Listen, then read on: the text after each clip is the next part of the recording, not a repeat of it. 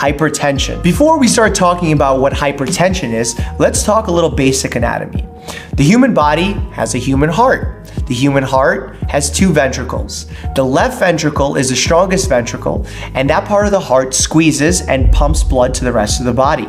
It does so through blood vessels called arteries. Arteries take blood and allow it to travel away from the heart. When you measure blood pressure, all you're doing is you're measuring the pressure that's on the arterial walls.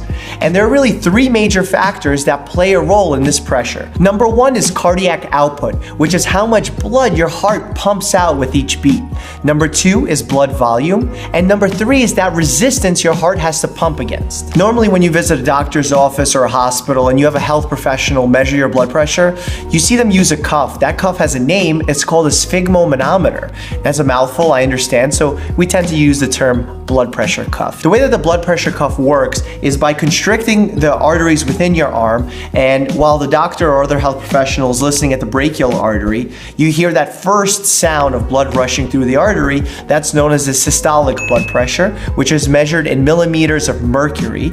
And then when that sound disappears, that's known as a diastolic pressure. Sometimes you see the numbers written as a fraction. The top number is the systolic number, and the bottom number is the diastolic number. The top number, also known as the systolic blood pressure, is the pressure during maximal contraction of your heart, and the diastolic or bottom number is when your heart is completely relaxed. While it sounds like taking a blood pressure is a fairly simple process, there's a lot that can go wrong, and there's a lot of room for error. The blood pressure cuff is too small. If the blood pressure cuff is used over clothing, if the patient hasn't rested for at least 5 minutes, if the arms, back, or feet are unsupported, if the patient's in an emotional state, if the patient is talking, if the patient just had a cigarette, if the patient just drank a cup of coffee or had some alcohol, if the patient is cold, if the patient has a full bladder and really needs to use the bathroom. All those things can throw off the blood pressure and make it look like your patient has high blood pressure when they really don't. Because there are so many external factors that influence a person's blood pressure,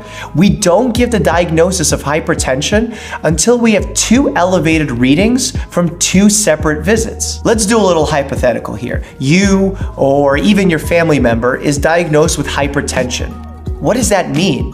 What are you at risk for? Doctors make a really big deal about hypertension, so let's talk about it. Hypertension damages the blood vessels throughout your entire body, starting from your brain, to your eyes, to your lungs, to your heart, to your kidneys, and even to your penis, if you have a penis, that is. It's really important to say that having hypertension significantly raises your risk of having a heart attack, stroke, heart disease, and kidney disease. This is precisely why hypertension is known as the silent killer, because you don't have symptoms until you already have some serious complications. Having your blood pressure well controlled decreases the risk of dying by 25%, and it lowers your risk of having a heart attack and stroke by 30%. Now, you want to treat your hypertension, and you're not necessarily keen on going the pharmacologic approach right away.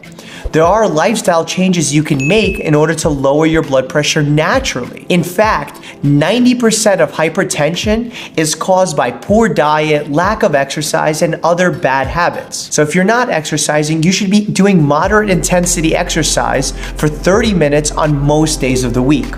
Next comes diet.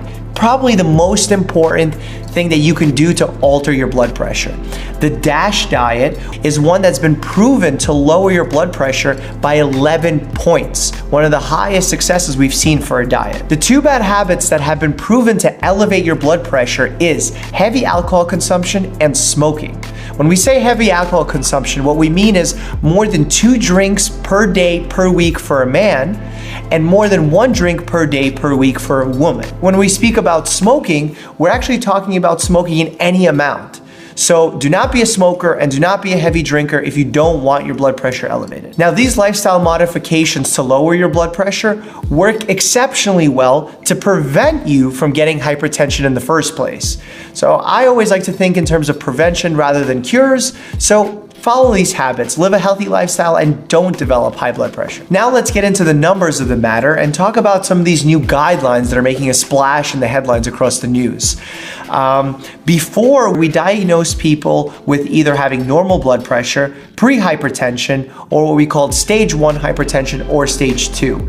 And now those cutoffs have completely changed. Now a normal blood pressure is less than 120/80. And an elevated blood pressure is 120 to 129/80.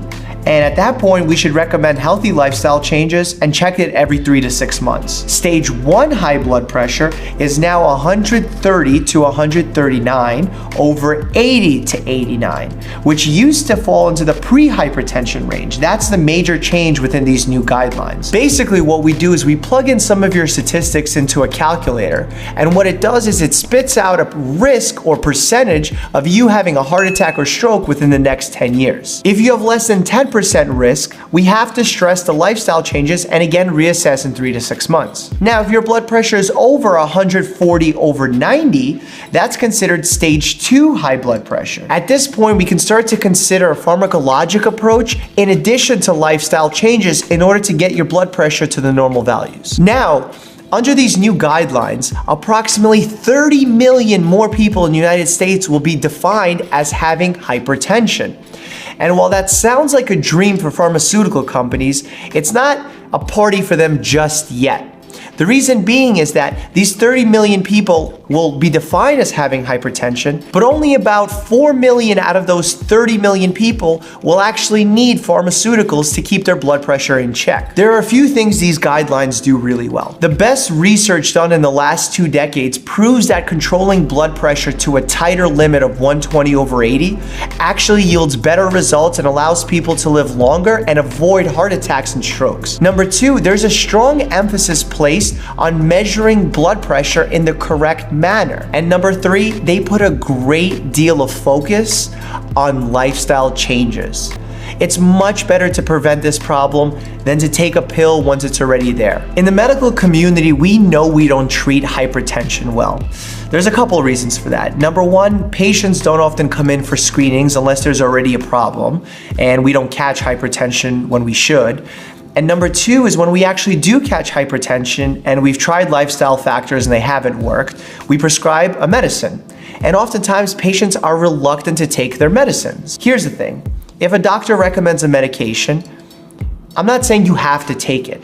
What I'm saying is if you tell your doctor you're gonna take it. Because if you don't, you're ultimately putting yourself at risk. Some people decide to not take a medicine because of its side effects. There are alternatives. You're not stuck to taking one medication or these 2 medications. There are definitely options, and you should always talk about your worries with your doctor, because the last thing that we want as doctors is for you to have a problem and not have it treated simply because of a miscommunication. High blood pressure is a complex topic and it has major implications for your health. I hope this video was able to demystify a little bit of what the illness is and steps that you can do to not only prevent it, but to treat it in case you already have it.